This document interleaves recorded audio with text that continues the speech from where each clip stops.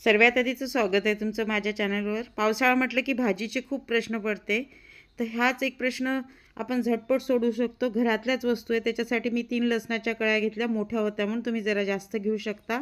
आणि त्याच्यामध्ये आता मी 1 वाटी पाणी टाकते, त्याच वाटीने तेवढंच पाणी टाकते आहे आणि त्याला व्यवस्थित मिक्स करून घेते। साधी सोपी आपल्या घरात अवेलेबल असलेल्या वस्तूपासून बनते, झटपट बनते अशी छान टेस्टी 2 चपात्या तर खरंच तुम्ही जास्त खाऊन घ्याल असं। त्याच्यामध्ये 1 चमचा धनाजिऱ्याचं पावडर टाकलं, 1 चमचा तिखट टाकलं, हळद टाकलं, तसंच आता स्वादानुसार मीठ म्हणजे चवीनुसार मीठ टाकते।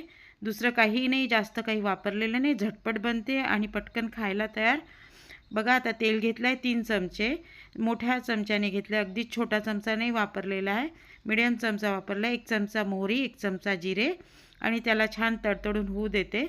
बघा आता बघा पावसाळा म्हटलं की भाज्या खूप महाग पण होऊन जातात, प्लस आहे ना आपल्याला भाजी घेताना पण असं वाटतं कुठली घ्यावी। तर बघा आता हे झाले तडतडलं आहे, आता त्याच्यामध्ये जे मी पाणी तयार केलं होतं ते टाकून देते आणि त्याला 2 मिनटं उकळू देते। तसंच आता मी 1 कांदा घेतलेला आहे, त्याला बारीक बारीक कापून घेतला, उभा काप केलेला आहे छान। 2 हिरव्या मिरच्या घेतल्या, त्या पण त्याच्यात होऊ देते। आधी मी तेलामध्ये होऊ नाही दिला, कारण याच्यात टाकल्यावर त्याची चव खूप छान होते, त्याला थोडं शिजू पण द्यायचं आहे वाफेवर। तुम्ही नुसता असा पण खाऊ शकता, चपातीसोबत ही कांद्याच्या भाजीसारखं खाऊ शकता। आता बघा मी पापड घेतला आहे शेकायला आणि तुम्ही मसाला पापड पण वापरू शकता। मी साधे प्लेन घरी बनवलेले पापड घेतलेले आहे, त्याला छान शेकून घेते, मस्त कडक होऊ देते, छान पूर्णपणे शेकून घेतले। आता बघा पाणी कांदा झालेला आहे छान वाफेवर मस्त पाणी, त्याच्यामध्ये आणखी आपल्याला पाणी टाकायचं आहे। 2 वाट्या पाणी मिक्स करते, प्रमाण अगदी बरोबर आहे। 3 पापडाला एवढं घ्यायचं आहे, म्हणजे छान घट्टसर असा छान रस्सा तयार होतो।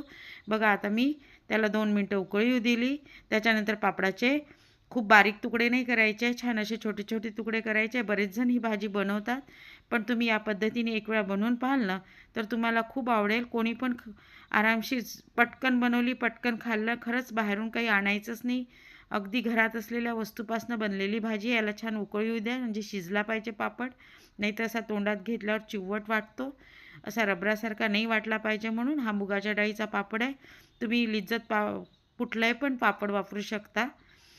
आणि बघा आता त्याच्यामध्ये मी कोथिंबीर घातला वरतून, किती छान मस्त तयार झाली चमचमीत भाजी।